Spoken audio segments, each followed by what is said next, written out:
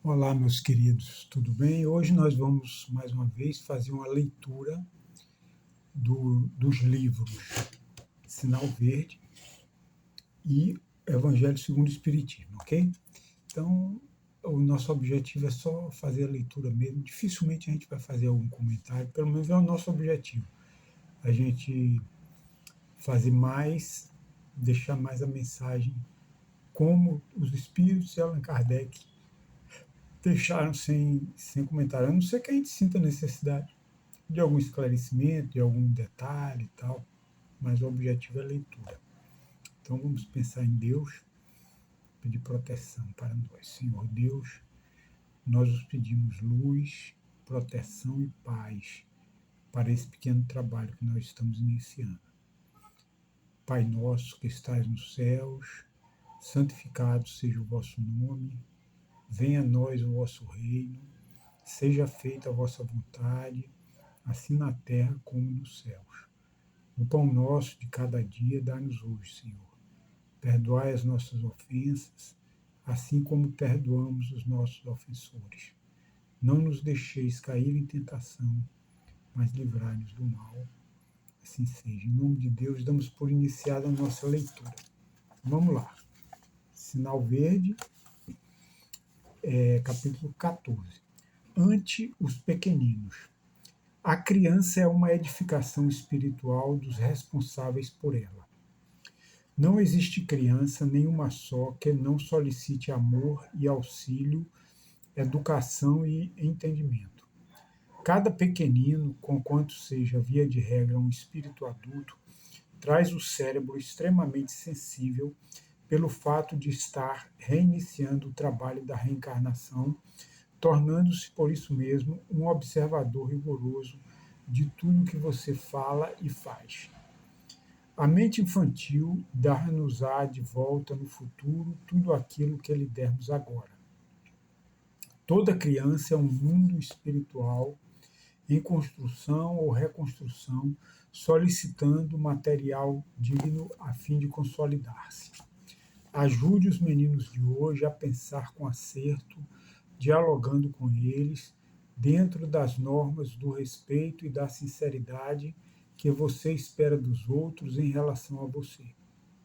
A criança é um capítulo especial no livro do seu dia a dia.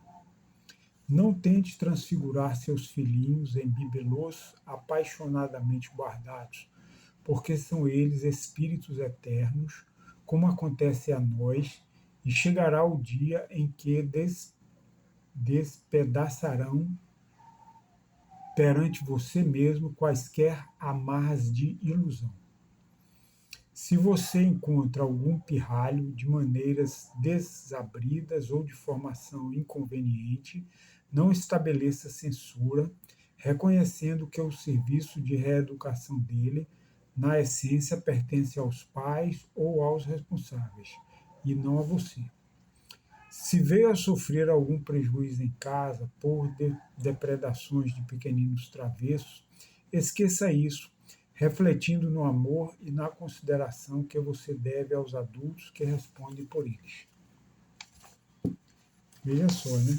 Então são lições preciosas que a gente precisa ter. A educação das crianças requer amor, requer bons exemplos, requer orientação. Tudo isso é muito importante. Requer a colocação dos princípios cristãos na pauta do que se ensina às crianças, né? É isso. Agora vamos dar uma lidinha aqui no Evangelho segundo o Espiritismo, que ainda é a parte introdutória, doutrina de Sócrates e Platão. Então vamos ver aqui os princípios do Platão e do Sócrates. Após a nossa morte, o gênio, parênteses, daimon, demônio, fecha parênteses, que nos fora designado durante a vida, leva-nos a um lugar onde se reúnem todos os que têm de ser conduzidos ao Hades, para serem julgados.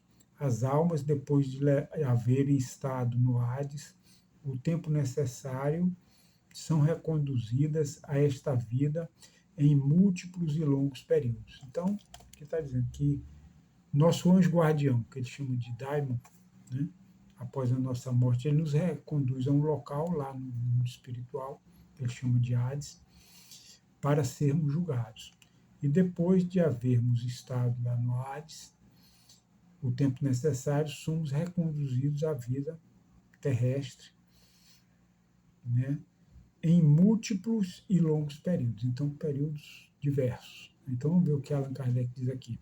É a doutrina dos anjos guardiães, ou espíritos protetores, e das reencarnações sucessivas, em seguida a intervalos mais ou menos longos da erraticidade. Só para esclarecer ou recordar, quando Allan Kardec fala assim, períodos mais ou menos longos na erraticidade, erraticidade é um estado do espírito desencarnado, que ele está aguardando novas reencarnações. Então, todos os espíritos que desencarnam, eles estão na erraticidade. Né? Esse nome erraticidade pode fazer a gente lembrar um estado de erro. Né? Mas é erro, mas não no sentido de fazer coisa que não é certa, não é isso. Né? A palavra erro no português ou erraticidade, ela também tem o significado de estado intermediário, ou estado em que a pessoa sai de um ponto e vai até outro. Né? Então, quando a gente fala assim errante, a pessoa está errando, ela está caminhando por diversos lugares. Então, no caso aqui, erraticidade é o estado em que o espírito desencarnou, está lá no mundo espiritual, aguardando para ir reencarnar novamente, mais adiante. Então, é o estado entre encarnações, é o estado de erraticidade. Né? Então, vamos para frente. Os demônios ocupam o espaço que separa o céu da terra, constituem o laço que une o grande todo a si mesmo, não entrando nunca a divindade em comunicação direta com o homem, é por intermédio dos demônios que os deuses entram em comércio e se entretêm com ele, quer durante a vigília, quer durante o sono. Então, o homem ele recebe a mensagem do, de Deus, das divindades ou de Deus, né? Porque antigamente existia o politeísmo, mas você vê que o Sócrates e o Platão já estão se referindo a um Deus também. Né? Deuses também significavam espíritos, ou espíritos mais avançados, mais evoluídos. O demônio é um espírito, na verdade, não é nem espírito do bem nem espírito do mal, é um espírito. Né? Na linguagem grega, o daimon é um espírito. Tanto aqui que a mensagem de Allan Kardec vai esclarecer. Vejamos. A palavra daimon, da qual fizeram o termo demônio, não era, na antiguidade, tomada à má parte, ou seja, no sentido mal, como nos tempos modernos. Não designava exclusivamente seres malfazejos, mas todos os espíritos, em geral, dentre os quais se destacavam os espíritos superiores. Então, era um significado de demônio, ou de daimon, era espírito. Tanto o espírito poderia ser espírito imperfeito, espírito dedicado ao mal, mas também espíritos superiores. Né? Chamavam-se deuses e os menos elevados, os espíritos superiores chamavam-se deuses, e os menos elevados, os demônios propriamente ditos, que comunicavam-se diretamente com os homens. Certo? Ou seja, muitas vezes eles eram intermediários dos espíritos mais avançados e até de Deus mesmo com os homens.